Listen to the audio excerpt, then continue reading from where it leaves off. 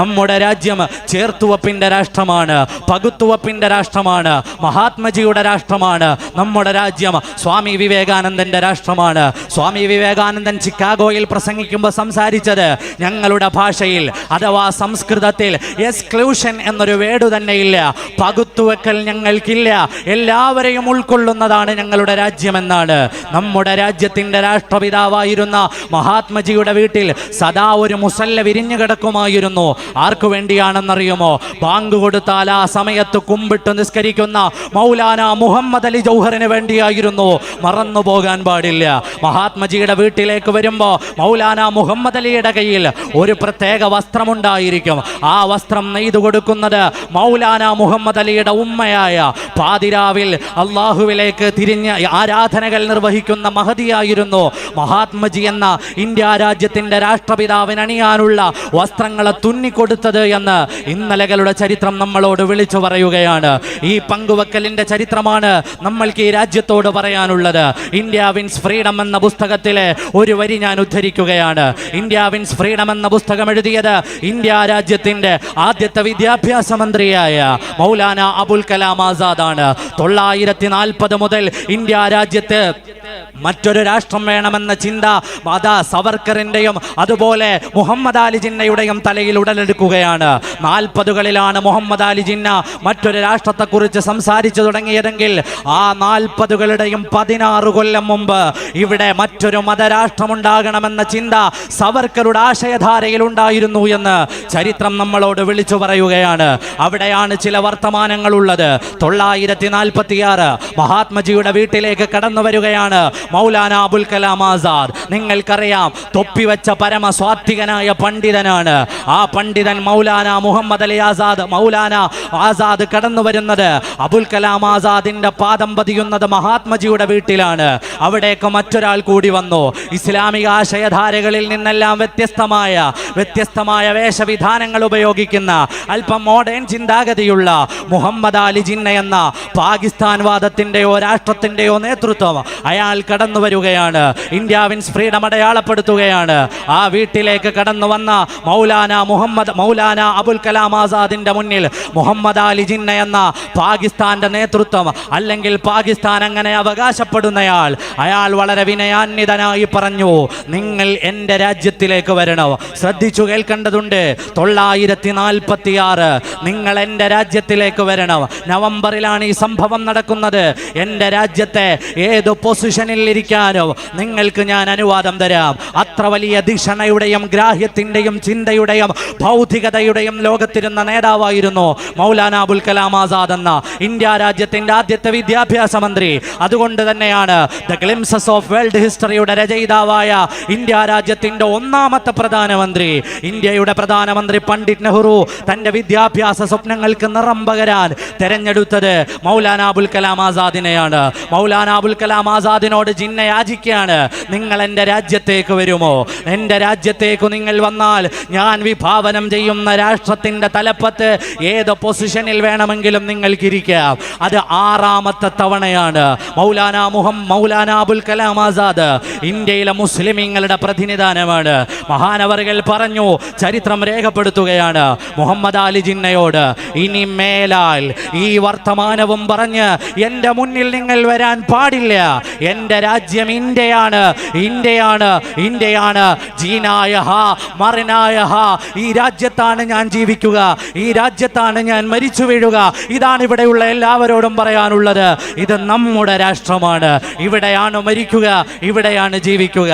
എന്നിട്ട് പറഞ്ഞു, നിങ്ങൾ എന്നെ ഇനി നിങ്ങളുടെ രാജ്യത്തേക്ക് വിളിക്കാൻ പാടില്ല. കാരണം എന്താണെന്നറിയോ?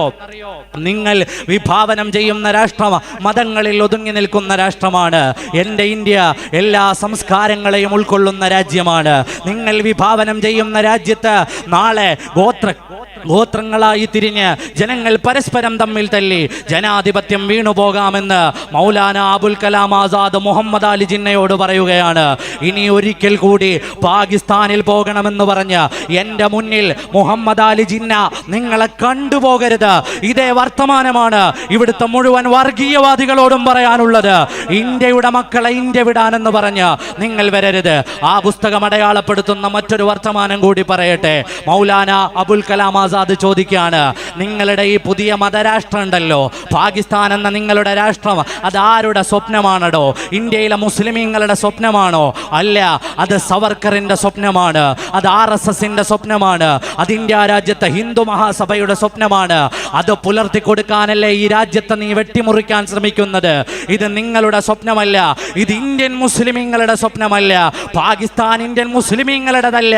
അത് അതിൻ്റെ ഉപജ്ഞാതാക്കളും അതിൻ്റെ ചിന്താധാരകളിൽ പ്രവർത്തിച്ചവരുമെല്ലാം ഇവിടുത്തെ വർഗീയവാദികളാണ്. അതുകൊണ്ട് നിങ്ങൾ ആദ്യം ആ രാജ്യത്തേക്ക് പോയിക്കോ, ഞങ്ങൾക്ക് പോകാൻ മനസ്സില്ല എന്ന് ഉറക്കെ പ്രഖ്യാപിക്കാനാണ് നമ്മുടെ തെരുവോരങ്ങൾ ഉണർന്നിരിക്കുന്നത്. ഈ രാജ്യത്തെ എന്നും ചേർത്ത് പിടിച്ചവരല്ലേ നമ്മൾ? ഈ രാജ്യത്തെ ഒരുമയോടെ നിന്ന്, ഒരുമയോടെ കൈകോർത്തു പിടിച്ച്, മതം നോക്കാതെ മനുഷ്യനെ സ്നേഹിച്ച് ജീവിച്ചു പോയ ആളുകൾ.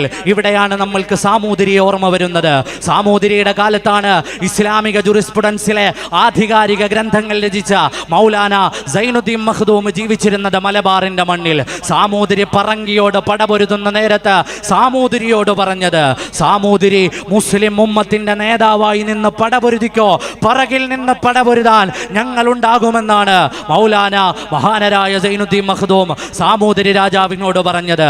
ഇങ്ങനെ പരസ്പരം കൊടുത്തും വാങ്ങിയും പരസ്പരം ഒരുപോലെ ജീവിച്ചിരുന്ന ഒരു സമൂഹത്തിന്റെ നടുത്തളത്തിലേക്ക് കൃത്യമായ വർഗീയത കൊണ്ടുവന്ന് അവതരിപ്പിച്ച് ഈ രാജ്യത്ത് കുറച്ച് ഡൗട്ട്ഫുൾ പേഴ്സണെ സൃഷ്ടിക്കുക. കാരണം ഈ രാജ്യത്തിന്റെ ഭരണഘടനയെ ഇല്ലായ്മ ചെയ്യണമെന്ന് ആരാണോ സ്വപ്നം കാണുന്നത്, അവരുടെ സ്വപ്നങ്ങളുടെ സാക്ഷാത്കാരത്തിലേക്കുള്ള നടത്തമാണിത്.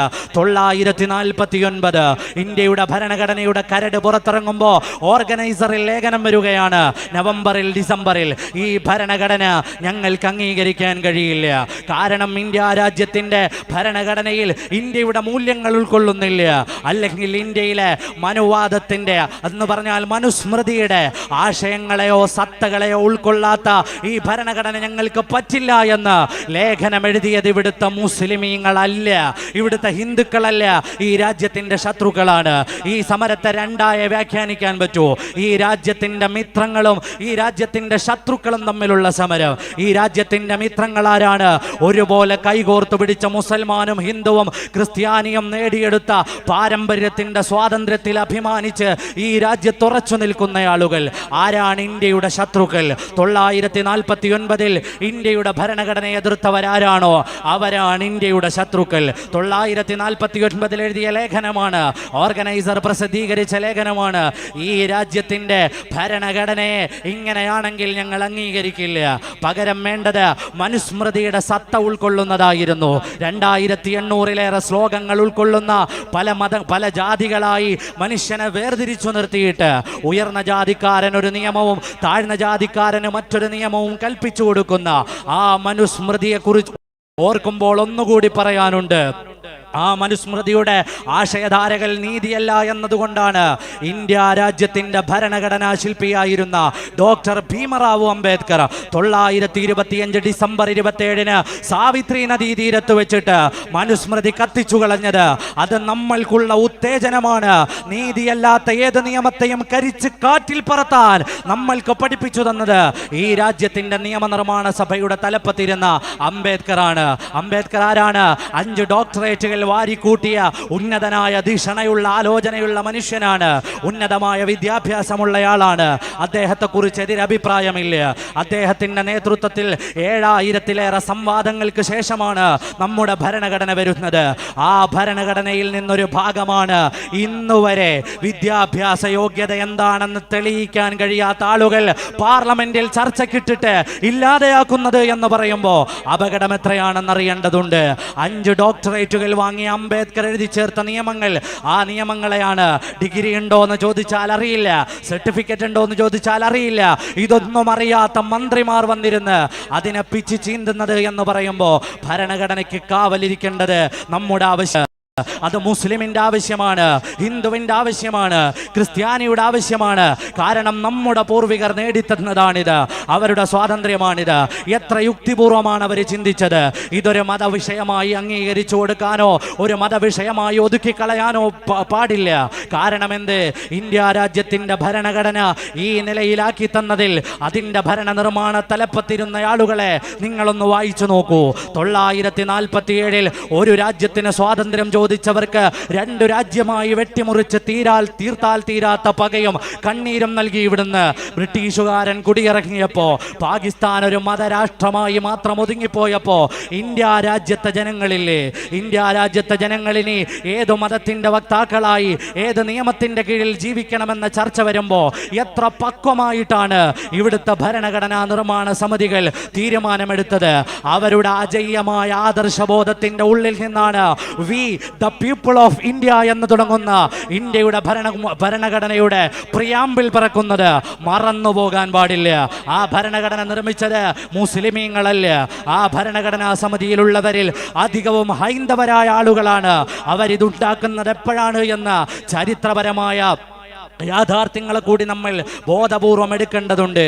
ഈ നിയമനിർമ്മാണം നടക്കുന്നത് ഇന്ത്യ ഒരു ജനാധിപത്യ മതേതരത്വ സോഷ്യലിസ്റ്റ് രാഷ്ട്രമായി നിലനിർത്തണമെന്ന ചിന്തകൾ ആ രാജ്യത്തിന് വേണ്ട ആവശ്യമായ നിയമനിർമ്മാണങ്ങൾ എഴുതുമ്പോൾ അവർക്കറിയാം തൊട്ടടുത്ത രാജ്യമായ പാകിസ്ഥാൻ ഒരു മതരാഷ്ട്രമായി പ്രഖ്യാപിച്ചിട്ടുണ്ട്. എന്നിട്ട് പോലും അണുകിട വ്യത്യാസമില്ലാതെ ഈ രാജ്യത്തിൻ്റെ ഭരണഘടന ഇങ്ങനെ മനോഹരമാക്കി തന്നതിൽ ഒരുപാട് ആളുകളുടെ പങ്കുകളുണ്ട്. ഒരുപാട് പേനകളുടെ മഷി ചലിച്ചിട്ടുണ്ട്. എൻ്റെ പ്രിയമുള്ളവരെ, നമ്മൾ അറിയേണ്ടതുണ്ട്. നമ്മളെ പരസ്പരം തമ്മിൽ തെറ്റിക്കണം. നിയമപരമായി ഇന്ത്യയിലെ മുസ്ലിമിനെ ഡൗട്ട്ഫുൾ പീപ്പിളാക്കി മാറ്റി നിർത്തിയിട്ട് ഒരു 2ാം തരം പൗരന്മാരാക്കണം. ഈ ആശയധാരകൾ തുടങ്ങുന്നത് ഞാൻ ചരിത്രം വിസ്തരിക്കുകയല്ല. 935 ന്യൂറംബർഗ് മുതൽ ഇന്ത്യ രാജ്യത്തിൻ്റെ ഇന്നത്തെ അവസ്ഥ വരെ വളരെ മനോഹരമായി അഡ്വക്കേറ്റ് ഇവിടെ അവതരിപ്പിച്ചിട്ടുണ്ട്. നമുക്കറിയാം, ജൂതന്മാർക്ക് പൗരത്വമില്ല എന്ന് പറഞ്ഞവർ മ്യാൻമറിൽ 1982 മ്യാൻമറിന്റെ സിറ്റിസൺസ് ലോ കൊണ്ടുവരുന്നത്. അതേ നിയമത്തിന് ശേഷമാണ് ഈ പേരുള്ള NRC എന്ന നിയമം അവിടെ കൊണ്ടുവരുന്നത്. മ്യാൻമറിലെ മുസ്ലിമീങ്ങൾ എവിടെ നിന്നെങ്കിലും വേലിചാടി വന്നവരല്ല. 11ാം നൂറ്റാണ്ട് മുതൽ മുസ്ലിമീങ്ങൾ മ്യാൻമറിലുണ്ട്. ഒന്ന് വിസ്തരിച്ചു പറഞ്ഞാൽ മനസ്സിലാകും. ഇവിടെ നിന്ന് ഗൾഫ് നാടുകളുടെ പച്ചപ്പ് തേടി നമ്മൾ പറക്കുന്നതിന് മുമ്പ് നമ്മുടെ പൂർവ്വപിതാക്കന്മാർ പോയത് ബർമയിലാണ്. ആ ബർമയുടെ പുതിയ പേരാണ് മ്യാൻമർ. ആ മ്യാൻമറിലാണ് NRC നടപ്പാക്കുന്നത്. അതിൻ്റെ അവസാനം എന്ത് സംഭവിച്ചു? ലോകം കണ്ട ഏറ്റവും ക്രൂരമായ വംശഹത്യകളുടെ കഥ നടക്കുകയാണ്. അവിടുത്തെ ബുദ്ധ സന്യാസിയായ വിറാദുവിനെ ടൈം മാഗസിൻ അടയാളപ്പെടുത്തിയത് ടെററിസ്റ്റ് എന്നാണ്.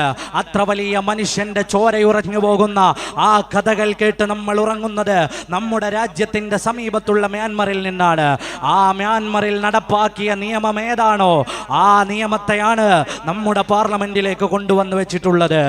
എൻ്റെ പ്രിയമുള്ള കേൾവിക്കാരെ, നമ്മുടെ രാജ്യം അപകടപ്പെടുമ്പോൾ ഓരോ പൗരന്റെ കയ്യിലും ഓരോ പൗരന്റെ മേലിലും ഒരുപാട് പ്രതീക്ഷകളും ഈ രാജ്യത്തെ താങ്ങി നിർത്തേണ്ട ചിന്തകളും ഉണ്ടാകേണ്ടതുണ്ട്. നമ്മുടെ രാജ്യത്തിന് നിലനിൽപ്പിന് വേണ്ടി നമ്മൾ ഈ രാജ്യത്തെ സാഹോദര്യത്തിൻ്റെയും സൗഹാർദ്ദത്തിൻ്റെയും ഇന്നലകളുടെ ചരിത്രം ഒരിക്കൽ കൂടി വായിക്കേണ്ട നേരമായിട്ടുണ്ട്. മലബാറിലെ മാപ്പിളമാരുടെ കലാപം 921 മലബാർ സമരത്തെ മാപ്പിളമാരുടെ കലാപമാക്കി മാറ്റിവെച്ചിട്ട് ഏതെങ്കിലും തരത്തിൽ രാഷ്ട്രീയ ലാഭങ്ങൾ ഉണ്ടാക്കാൻ ശ്രമിക്കുന്ന ആളുകളുണ്ട്. വയറ്റിൽ ഒരു അരപ്പട്ട കെട്ടി അതിൻ്റെ താഴത്തൊരു കഠാര കുത്തിയിറക്കി നടന്നുപോയ ആളല്ല വാരിയംകുന്നത്തെ കുഞ്ഞഹമ്മദാജി എന്ന് ഒരിക്കൽ കൂടി ചരിത്രത്തെ നമ്മൾ ഓർമ്മപ്പെടുത്തുകയാണ്. വാരിയംകുന്നന്റെ പ്രസിദ്ധമായ ഒരു പ്രസംഗമുണ്ട്. ആ പ്രസംഗത്തിൽ അദ്ദേഹം പറയുന്ന ഒരു വർത്തമാനമുണ്ട്. ആ വർത്തമാനമാണ് നമ്മുടെ നാട്ടിൽ നടക്കുന്ന ഈ സമരത്തെ പുറം നാടുകളിൽ കൊണ്ടുപോയി ഇതൊരു വർഗീയ കലാപമാക്കി മാറ്റിമറിക്കാൻ ചില ആളുകൾ ശ്രമിക്കുന്നുണ്ട്. ഇതൊരിക്കലും അങ്ങനെയല്ല. നിങ്ങളുടെ ഹൈന്ദവരായ സഹോദരങ്ങളെ നിങ്ങൾ ചേർത്ത് പിടിക്കൂ. ഈ സമരം നമ്മൾ ഒന്നിച്ച് ഈ രാജ്യം കീഴടക്കാൻ വന്നവന് നേരെ നടത്തിയ സമരമാണ്. ഇന്നലകളുടെ ചരിത്രം കേട്ട് തരിച്ചിരിക്കുന്ന നമ്മൾക്ക് ഒരു പക്ഷേ ഇത് അവസരമാണ്. മഹാത്മജിയാകാൻ, ഭഗത് സിംഗ് ആകാൻ, മൗലാന മുഹമ്മദ് അലി ആകാൻ, മൗലാന ഷൗക്കത്ത് അലിയാകാൻ, ഇന്ത്യ രാജ്യത്തിന്റെ ആത്മാവിന് വേണ്ടി ജീവൻ കൊടുക്കാൻ നമ്മൾക്ക് ചിലപ്പോൾ ദൈവം തരുന്ന അവസരമാണെങ്കിൽ ഒരുമിച്ച് ഈ രാജ്യത്തിന്റെ മതനിരപേക്ഷയ്ക്ക് വേണ്ടി, മതേതരത്വത്തിന് വേണ്ടി ജീവൻ വെടിയാൻ നമ്മൾ ഉണ്ടാകുമെന്ന പ്രഖ്യാപനങ്ങളാണ് നമ്മൾ ഈ തെരുവോരങ്ങളിൽ നടത്തുന്നത്. ഈ രാജ്യം ഇങ്ങനെ സുന്ദരമായി നിലനിൽക്കേണ്ടതുണ്ട്. നമ്മളുടെ ഭാവി, നമ്മളുടെ മക്കൾ, നമ്മളുടെ തലമുറകൾ ഒരുമിച്ചൊന്നായി കൈകോർത്ത് പിടിച്ച് സന്തോഷത്തോടെ ഇവിടെ വിഹരിക്കേണ്ടതുണ്ട്. അതിനെതിരെ വരുന്നവർ അവർ ഇന്ത്യയുടെ ശത്രുക്കളാണ്, അവർക്ക് ഇന്ത്യയുടെ ചരിത്രം അറിയില്ല. പല സ്ഥലത്തും വായിച്ചു. കേന്ദ്രമന്ത്രിയായ സഞ്ജീവ് ബാലനെ വരെ ഒരിക്കൽ വായിച്ചത് ഞാൻ ഓർക്കുന്നു. അയാൾ പറയുകയാണ്, ഇന്ത്യയിൽ ഇങ്ങനെ ഒരു നിയമം വരുമ്പോൾ ഹിന്ദുവും മുസ്ലിമും ഒക്കെ കൈകോർത്ത് പിടിക്കുമെന്ന് ഞങ്ങൾ വിചാരിച്ചില്ലപ്പോൾ. അത് നിങ്ങൾക്ക് ഈ രാജ്യത്തിന്റെ സ്വാതന്ത്ര്യ സമര ചരിത്രം അറിയാത്തത് കൊണ്ടാണ്. ഒരുമിച്ച് ചേർന്ന് കൈപിടിച്ചിട്ടാണ് ഞങ്ങൾ നടന്നത്. അന്ന് സായിപ്പിന് കിടക്ക വിരിച്ചത് കൊണ്ടാണ് നിങ്ങൾ ആ ചരിത്രം അറിയാതെ പോയത് എന്ന് ഒരിക്കൽ കൂടി ഓർമ്മപ്പെടുത്തുകയാണ്. ഇത് നമ്മുടെ രാജ്യമാണ്, ഇത് നമ്മുടെ രാജ്യമാണ് എന്നുറക്കെ പ്രഖ്യാപിച്ച് മനസ്സിൽ ഉറപ്പിക്കേണ്ട നേരമാണ്. നമ്മുടെ രാജ്യം നിലനിൽക്കട്ടെ. സുന്ദരമായ ഭാരതം അഖണ്ഡതകളും സാമൂഹികമായ മാന്യതകളും എല്ലാം നിലനിർത്തിക്കൊണ്ട് എല്ലാവരെയും വകവെച്ചു കൊടുത്ത് എല്ലാവർക്കും വേണ്ടി തുറന്നിട്ടിരിക്കുന്ന സ്വാമി വിവേകാനന്ദന്റെ വാക്കുകളുണ്ട്. വേദനിക്കുന്നവർക്ക് വന്നു കയറാനുള്ള ഭൂമിയാണ് ഞങ്ങളുടെ രാഷ്ട്രമെന്ന്. ആ രാഷ്ട്രമായി നമ്മുടെ രാജ്യം നിലനിൽക്കട്ടെ. എൻ്റെ പ്രിയമുള്ളവരെ, നമ്മൾ ആലോചിക്കേണ്ടതുണ്ട്. നമ്മുടെ ചുറ്റുപാടുകളിൽ വർഗീയത പടർന്നുകൊണ്ടിരിക്കുന്ന കാലഘട്ടത്തിൽ നമ്മളാകുന്ന മനുഷ്യർക്ക് ബാധ്യതകളേറെയുണ്ട്. കാരണം എന്താണ്? നിങ്ങളിവിടെ കേട്ട പ്രസംഗമില്ലേ? ആ പ്രസംഗത്തിൽ പലതവണ പരാമർശിച്ചു കുറിതൊട്ട ഒരു സ്ത്രീയെക്കുറിച്ച്. കാക്കമാർ തൊടാതിരിക്കാനാണത്രേ കുറി തൊട്ടിരിക്കുന്നത്. ഒരു സാധാരണ വീട്ടമ്മയാണ് ആ വർത്തമാനം പറയുന്നത്. അവരെ കേൾക്കുമ്പോഴൊക്കെ എനിക്ക് ഓർമ്മ വരുന്നത് എർണാപെത്രി എന്ന ജർമ്മനിയിൽ ജീവിച്ച ഒരു സ്ത്രീയാണ്. നാസി കാലഘട്ടത്തിൽ എർണാപെത്രി എന്നൊരു സ്ത്രീ ജീവിച്ചു. 943 6ഓളം വരുന്ന 8 ജൂതന്മാരായ കുട്ടികളെ അവർ വെടിവെച്ചു കൊന്നു. 1960 അവരെ വിചാരണ ചെയ്തു. എർണാപെത്രി വിചാരണക്കിടയിൽ പറഞ്ഞൊരു വർത്തമാനമുണ്ട്. എന്താണെന്നറിയോ? എൻ്റെ 2 അതേ പ്രായത്തിലുള്ള മക്കൾ റൂമിൽ ഉറങ്ങുമ്പോഴും യാതൊരു വിധമായ മാനസിക സംഘർഷങ്ങളുമില്ലാതെ ജൂതന്റെ മക്കളെ വെടിവെച്ചു കൊല്ലാൻ എനിക്ക് തോന്നിയത് എൻ്റെ ഉള്ളിലെ കുരുണ്ട് കയറിയ വർഗീയതയാണ്, അവരോട് തോന്നിയ വിദ്വേഷമാണ്. അവർ ഈ രാജ്യത്തിന്റെ പൗരന്മാരല്ല എന്ന തോന്നലാണ്. അത്തരമൊരു തോന്നൽ സൃഷ്ടിച്ചിട്ട് ഈ രാജ്യത്തെ ഒരു മതവിഭാഗത്തെ നിങ്ങൾക്ക് മ്യാൻമറിന്റെ ചരിത്രം ഒന്നുകൂടി ഓർമ്മപ്പെടുത്തുന്നു. NRC വന്നു, അവരെ രാജ്യത്തിന്റെ പൗരന്മാരല്ലാതെയാക്കി, വോട്ടവകാശങ്ങളില്ലാതെയാക്കി, അവസാനമോ അവരുടെ റേഷൻ കാർഡുകളില്ലാതെയാക്കി. എന്നിട്ടാണ് ക്രൂരമായ നരനായാട്ട് അവിടെ നടത്തിയത്. എൻ്റെ പ്രിയമുള്ളവരെ, ഈ രാജ്യം ഇങ്ങനെ വിട്ടുകൊടുക്കാൻ പറ്റില്ല. കാരണം ഇത് വക്കം അബ്ദുൽ ഖാദറിന്റെ രാഷ്ട്രമാണ്. ആരാണ് വക്കം അബ്ദുൽ ഖാദർ എന്നറിയോ? ഇവിടെ കേട്ടില്ലേ? 6 തവണ ബ്രിട്ടീഷ് അധികാരികൾക്ക് ഐ ബെഗ് ടു യു, ഞാൻ നിങ്ങളോട് യാചിക്കുന്നു എന്ന് സവർക്കർ കത്തെഴുതിയപ്പോ ഈ രാജ്യത്തിന് വേണ്ടി ഇന്ത്യയിലെ രാജാക്കന്മാർ എങ്ങനെയാണ് ബ്രിട്ടീഷുകാരെ കൈകാര്യം ചെയ്യുന്നത്? 1700 എണ്ണിക്കയിലെ ടഗേഡ് യൂണിവേഴ്സിറ്റിയിൽ ആഡ്രി ഡ്രസ്കിയുടെ ഗവേഷണ ഗ്രന്ഥമുണ്ട്, Aurangzeb the man and myth. എൻ്റെ ശബ്ദം കേൾക്കുന്നവരൊക്കെ ഒരാവർത്തി വായിക്കേണ്ട ഗ്രന്ഥമാണ്. അതിൽ പറയുന്നുണ്ട്, ഔറംഗസീബ് തകർത്തതിനേക്കാൾ കൂടുതൽ ക്ഷേത്രങ്ങളെ ഇവിടെ വെച്ചു കൊടുത്തിട്ടാണ് പോയിട്ടുള്ളത്. ഔറംഗസീബിന്റെ ചരിത്രം പറയാണ്, ഇന്ത്യയിൽ ആരാണോ വിരോധികളുള്ളത് അവരെ മുഴുവനും ഹൈന്ദവ വിരോധികളാക്കിയത് ഒരു ചരിത്രം എഴുതാൻ വേണ്ടി പേനയുന്തിയ വാടക എഴുത്തുകാരുടെ എല്ലാം ലക്ഷണമായിരുന്നു. അങ്ങനെയാണ് ടിപ്പു ഹിന്ദുക്കൾക്ക് പറ്റാത്തയാളായത്. അങ്ങനെയാണ് ഔറംഗസീബ് അല്ലെങ്കിൽ മതാന്തകനായി മാറിയത്. അങ്ങനെയാണ് ശിവജിയെ കുറിച്ച് വായിക്കുമ്പോൾ മുസ്ലിമീങ്ങൾ കറപ്പ് തോന്നാൻ തുടങ്ങിയത്. പാടില്ല. ശിവാജിയുടെ ചരിത്രത്തിന്റെ പിന്നാമ്പുറങ്ങളിൽ മുസൽമാന്മാരുടെ പേരുകൾ അടയാളപ്പെടുത്തിയിട്ടുണ്ട്. അന്ന് ബ്രിട്ടീഷുകാരന്റെ അതേ തന്ത്രമാണ് ഇന്ന് നമ്മുടെ രാജ്യത്ത് നടക്കുന്നത്. Divide and rule. ഒരുമിച്ചു നിന്നാൽ ഒന്നും ചെയ്യാനാകില്ല എന്ന തിരിച്ചറിവിൽ നിന്നാണ് നമ്മളെ പിളർത്തി മാറ്റിയിട്ട് പരസ്പരം തമ്മിലടിക്കുന്നവരാക്കി മാറ്റാനുള്ള ശ്രമങ്ങൾ ആരംഭിക്കുന്നത്. ജാഗരൂകരായി കാത്തിരിക്കേണ്ടതുണ്ട്. നമ്മളുടെ നാട് ഇന്നലെ വരെ സാമ്പത്തികമായി ഇടപെട്ടുകൊണ്ടിരുന്നത്, പടപൊരുതിക്കൊണ്ടിരുന്നത് ജർമ്മനിയോടും ഇറ്റലിയോടും ചൈനയോടുമൊക്കെ ആണെങ്കിൽ ഇന്ന് നമ്മളൊരു ദരിദ്ര രാഷ്ട്രത്തിലെ അംഗങ്ങളാണ്. അമേരിക്കയുടെ പുതിയ കണക്കുകൾ നമ്മളോട് പറയാണ്, ഇന്ന് നമ്മൾ പടപൊരുതുന്നത് ബംഗ്ലാദേശിനോടാണ്, ശ്രീലങ്കയോടാണ്. നമ്മൾ മറന്നു പോകരുത്. ഒരു ഭാഗത്ത് ഈ മതത്തിന്റെ പേരിലുള്ള ഭിന്നതകളെ അവതരിപ്പിച്ച് മറുഭാഗത്ത് രാജ്യം മുഴുവനും വിറ്റഴിക്കുമ്പോൾ മുസോളനി ഓർമ്മ വരികയാണ്. മുസോളനി പറഞ്ഞൊരു വർത്തമാനമുണ്ട്, സ്റ്റേറ്റും കോർപ്പറേറ്റ്സുകളും ഒരുമിച്ച് കൂടിയിട്ട് ഈ രാജ്യത്തെ മുഴുവനും വിലക്കെടുക്കുന്ന ഒരവസ്ഥയെക്കുറിച്ച് ഒരു പ്രഭാഷണത്തിൽ അയാൾ അടയാളപ്പെടുത്തുന്നുണ്ട്. അതേ അവസ്ഥ ഇന്ത്യ രാജ്യത്തേക്ക് വരുമ്പോൾ എൻ്റെ പ്രിയമുള്ളവരെ, മതമുള്ളവരെ, മതമില്ലാത്തവരെ, എന്നെ കേൾക്കുന്നവരെ, ഈ നമ്മുടെ രാജ്യത്തിന് വേണ്ടി ഒരുമിച്ചൊന്നായി നിൽക്കേണ്ടത് നമ്മുടെ ആവശ്യമാണ് എന്ന തിരിച്ചറിവ് വേണ്ടതുണ്ട്. നമ്മൾക്ക് ഈ രാജ്യത്ത് സുന്ദരമായി ജീവിക്കാൻ നാം പടപൊരുതേണ്ടതുണ്ട്. ആ 190 കൊല്ലക്കാലം പടപൊരുതിയിട്ടാണ് നമ്മുടെ പൂർവികർ ഈ സ്വാതന്ത്ര്യം നമ്മൾക്ക് നേടിത്തന്നത്. അന്ന് അവരോടൊപ്പമില്ലാതിരുന്നവരാണ് ഇന്നും നമ്മളോടൊപ്പമില്ലാത്തത്. അതുകൊണ്ട് അവർക്കെതിരെ പടപൊരുതാൻ ആശയങ്ങളും ആവിഷ്കാരങ്ങളും കലകളും സാഹിത്യങ്ങളും വേണ്ടതുണ്ട്. കാരണം ഇവിടെ എല്ലാവരും ദേശവിരോധിയാണ്, ദേശദ്രോഹിയാണ്. നിങ്ങൾ ആലോചിച്ചു നോക്കൂ, ഒരാളെ ദേശദ്രോഹിയാകാൻ ഒന്നും വേണ്ട, ഒരു വര മതി, ഒരു വരി മതി, ഒരു വാക്കു മതി. നിങ്ങൾ കണ്ടില്ലേ, അടൂർ ഗോപാലകൃഷ്ണൻ എന്ന പ്രശസ്തനായ ഇന്ത്യ രാജ്യം അറിയപ്പെടുന്ന, ലോകതലത്തിൽ അറിയപ്പെടുന്ന സിനിമാ പ്രവർത്തകൻ രാജ്യദ്രോഹിയാണ്. അരുന്ധതി റോയ് രാജ്യദ്രോഹിയാണ്.